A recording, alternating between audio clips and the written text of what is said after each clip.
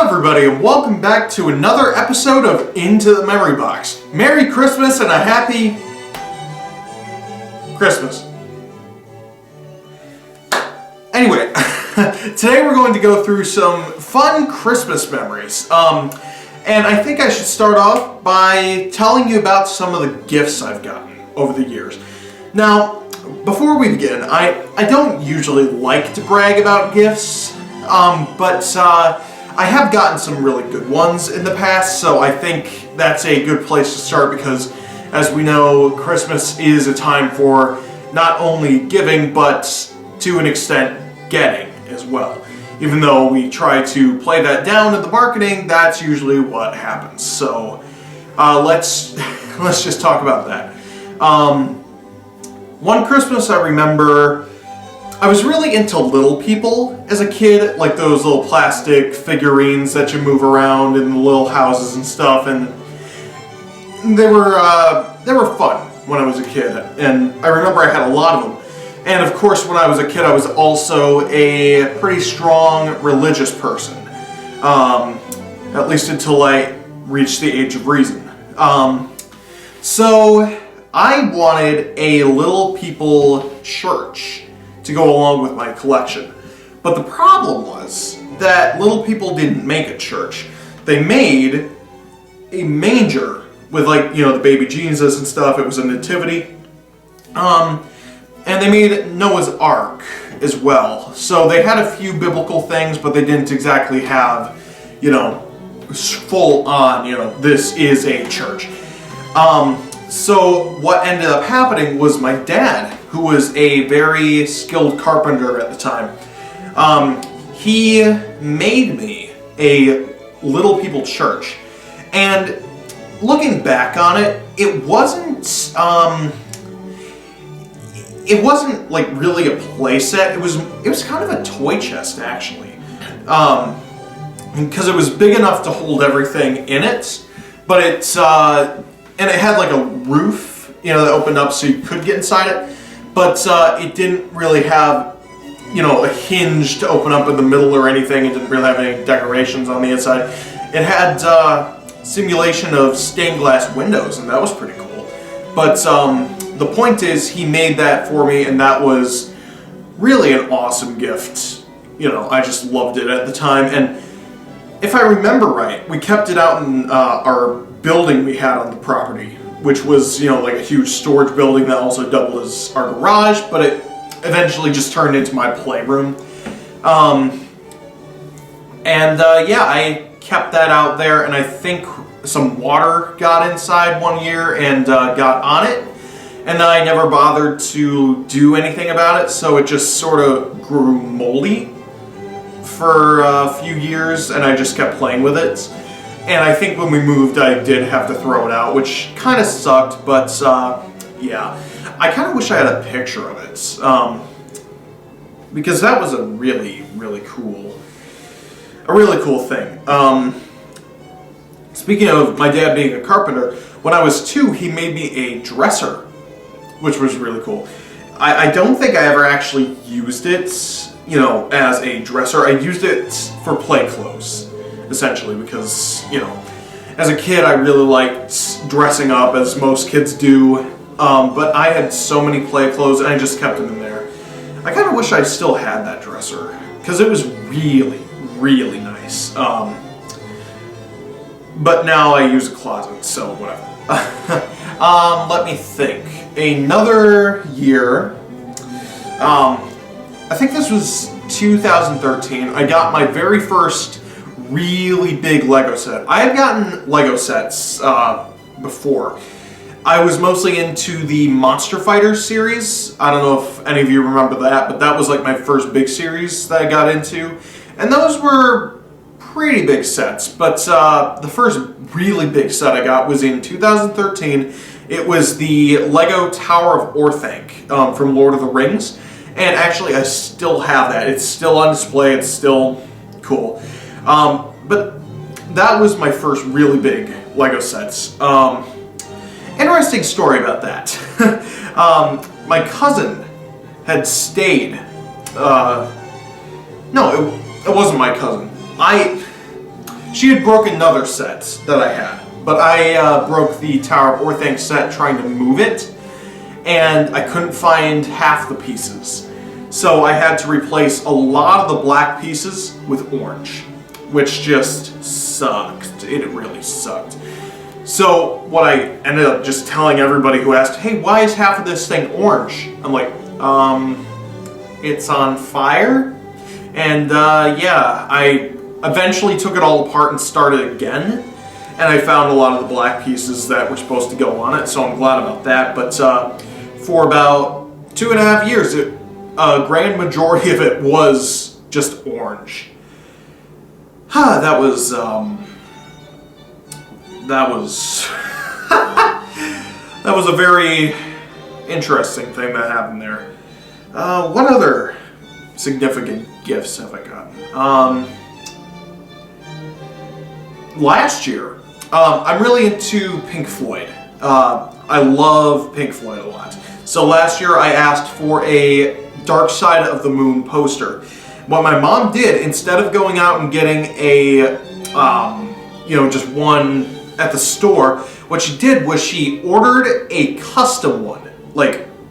So I have a one-of-a-kind Dark Side of the Moon poster hanging in my room. It's really cool, really high quality, and it is awesome.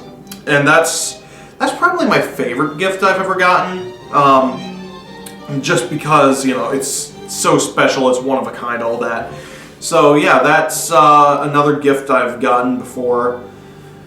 Also last year I got a Alice Cooper record, which, at that point I didn't even realize he was still alive. But that record turned into one of my favorites. It's called Paranormal, and that it's a really good album. If you ever listen to it, you should. If you ever have the chance to listen to it, you should. It's just a really good album. I'm trying to think. I've gotten a lot of great gifts before, but not all of them, except the big Lego sets, really stick out. I'm a huge Lego fanatic. The other day I went out and bought about $200 worth of really high-end quality sets just because I love Lego so much and I love collecting them. But anyway, that's really all the big... Oh, there was one year I got a Wii. I think that was 2007, probably. But yeah, that was a cool year. We had it for a few months, and then it eventually broke, and we weren't ever able to get it back up again. But when we did have it, we had a whole bunch of games on it that I had also gotten for Christmas. One of them is this one we played all of the time. It was called Think Fast. It was a Disney game where it was, I believe it was the genie? Yeah, it was the genie, and he was a host of a game show, and we would answer trivia questions about Disney. And from what I remember, I don't think I ever lost a game of that, which made it kind of annoying for other people outside of my family to play with me, just because I would always get everything right. So I don't remember playing it with my friends very much.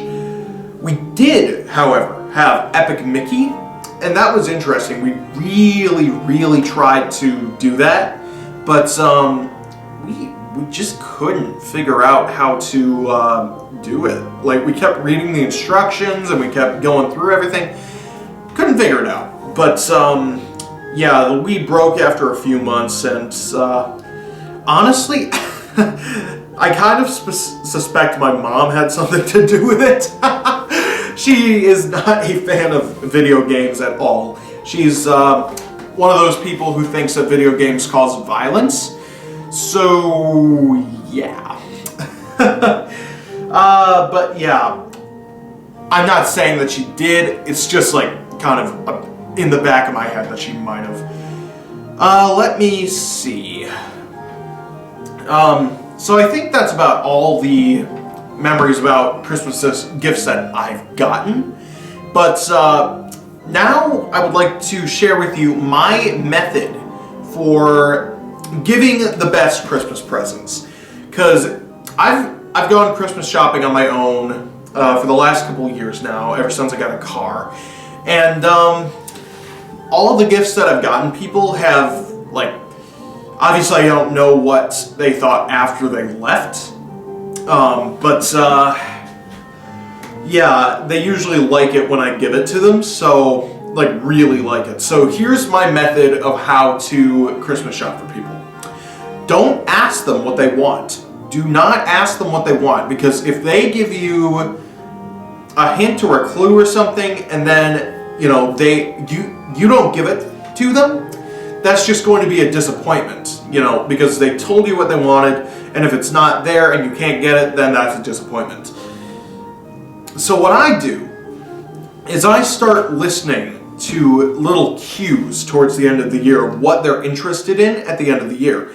And then I don't say anything about it, I just kind of let them talk. And then I do a little research on what they like. And then I go out and get something related to that. And then I give it to them, and they're usually very impressed. So that's my method. I don't ask what they want, I just sort of go for it, and it usually turns out pretty well. So use that to your advantage. Don't worry about, you know, Christmas shopping. I hear it from everybody. You know, Christmas shopping is so hard, I never know what to get people, blah, blah, blah. It's not that hard, people. It's really not that hard. If you know the person pretty well, you can usually figure out what they want. So that's my method. And with that, I'll segue into things I've bought for other people. Last year, one of my friends, he was very into like sort of knick-knacky things, you know, sort of gag gifts, and that's what he would buy whenever we were out. So what I ended up getting him was a couple packs of jumbo cards, and he ended up using them at school as like playing cards, and I think he learned a couple of card tricks with them. But yeah, that one worked out in my favor pretty well. And then usually I shop for my family mostly, so what I got my parents last year, I went out and this was one thing I got for my mother, and she absolutely loved it. We usually get ones for her like this in the Precious Moments collection, but this one's cool. I don't know if it has any batteries, but like, well, it's supposed to light up and play music, and that's what I've been getting her for the last couple years, and she really likes those. And yeah, I got my dad last year a Disney collectible figure, and those are like really rare to find now. They've been out of circulation for years, so, and he really liked that. So that's sort of how I go about my Christmas shopping. And with that, I'm going to do a sloppy transition into decorations. As you can see, I have this tree behind me. You probably saw in my Chris Tries Stuff episodes that I have a tree out in the other room where I usually film. And you might be thinking, well, that takes a long time, you know, like, you know, that's a huge endeavor. No. I get this entire house done in one day. Every single room of the house, excluding the outside, I get done in one day. It usually takes me about 12 hours, from 6 in the morning to 6 at night. And I just wake up and I start down in the basement, and then I work my way up here. I work on the kitchen in that area. I usually work on the foyer, and then my last area is usually in here. And it takes me about 12 hours. Every year, November 1st, that's when I do it. And I really enjoy doing it, actually. It's a lot of fun. It's a lot of fun. So yeah, decorating is a lot of fun for me. One highlight every year is the Christmas Village, which I hope to show off a little bit in the Christmas special. Those are Colonial village houses. Those were all made in the late 20th century by a guy named C.A.F.E. And he was a famous china maker. He made a lot of china plates, but he also made collectibles. And his most popular series was the Colonial Village. And they're really rare now. Like, you can barely find them anywhere. We already had a lot of them, and then we sold a couple, so now we're sort of on the hunt to find those again. But yeah, we absolutely love that series. We have them set up on our shelving system downstairs right now, and we have a few on our entertainment system and blah blah blah. But anyway, when he died, the company went under, so they stopped producing them. So I think the last year of them being made was 98, 99 maybe. So it's over 20 years. And yeah, they're really hard to find. There's only one shop in all of Wisconsin that I can think of that really has Colonial Village anymore. And we go there like once a year, we usually get one. So it's kind of interesting to see, you know, where they are. And online, oh, don't even get me started. They cost so much online. It's not pretty. But, yeah. So, before we go, I wanted to make a shorter episode anyway, but I thought we could go around and see some of the pretty decorations around here. Just see, you know, what they look like and, you know, have some fun with it. So, let's go. So, this is the tree that was behind me. We call this the Santa Snowman tree. Because this is where we usually put all of our Santa Claus and snowman decorations, obviously. So, yeah, this is, yeah, that's our Santa Snowman tree. Over here, we have our 1920s tree, because all these ornaments, almost all of them, were made, like, in the 1920s, 30s, 40s. They're all very vintage. It's all old stuff. You know, a lot of Christmas displays have old stuff. So this is our sort of tribute to it. These are Colonial Village houses. This is the real estate office, and over here is the butcher shop. We have duplicate copies of both of these. These ones are broken a little bit, so we don't like to display them. And then that is a tree that we painted a few years ago. Over here, this is a kind of interesting thing. My dad usually gets my grandma one of these. Well, he finished the collection with this one. There are 13 of them. This was the last one that she needed to get to complete her collection.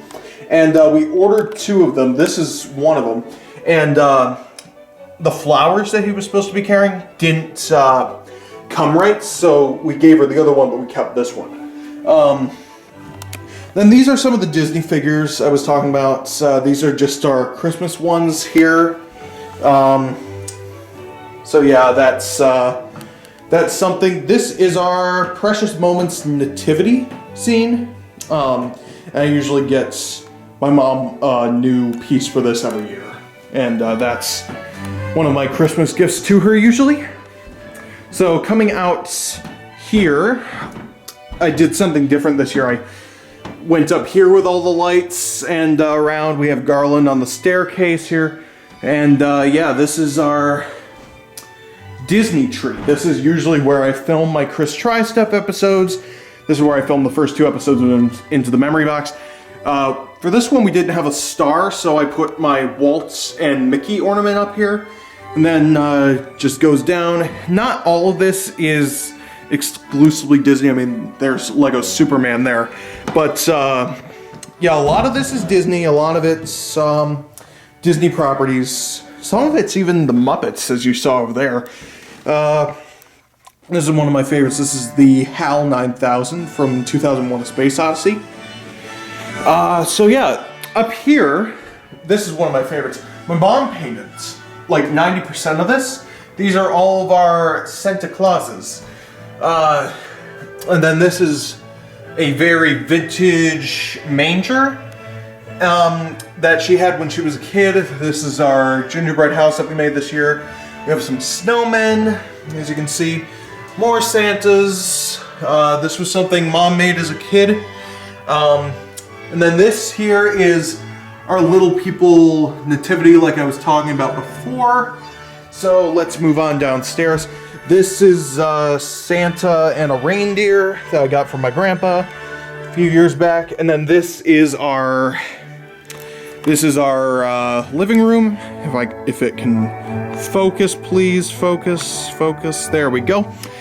So this is the big tree. This is 7 feet tall. We call this the toy tree. It has a lot of like little toy ornaments and stuff, a lot of Raggedy Ann and Andy, a lot of this, you know, and this is like the tree that takes the longest because it's the most decorations, it's the biggest, it has the most pieces to it. So this is the one I usually work on first, just to get it out of the way. I'll move over here so you can see a bit more of it. Here's our shelf. It's kind of a shelf, it's more of a mantle, but this is where we keep all of our little knicky-knacky stuff. And this is one of my favorite things to do, go behind the couch and just set it up really nice.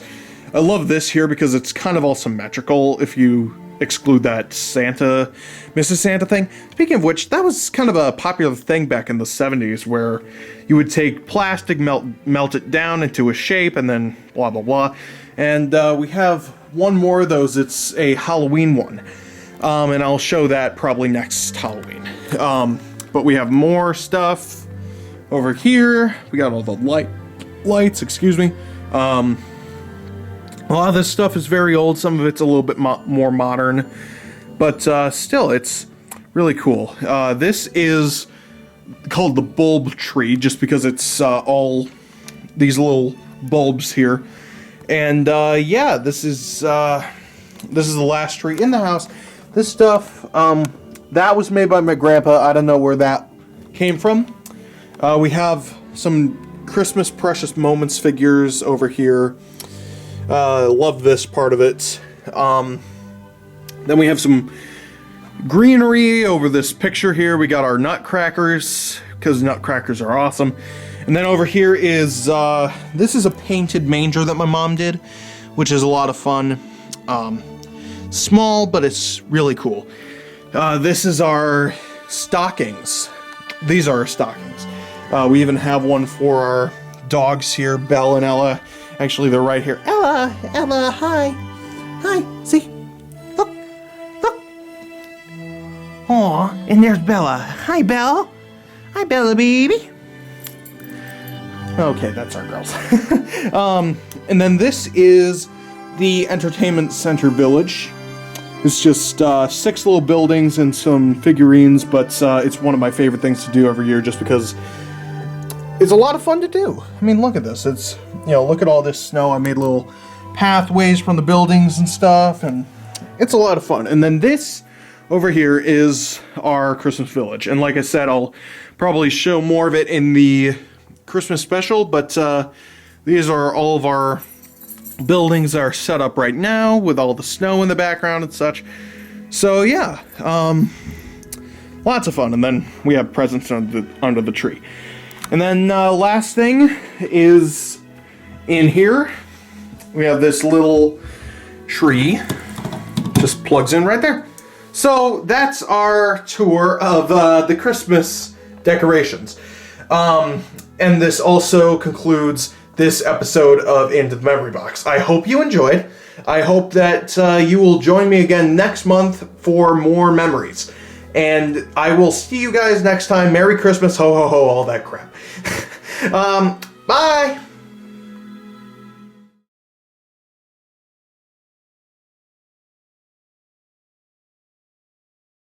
Second,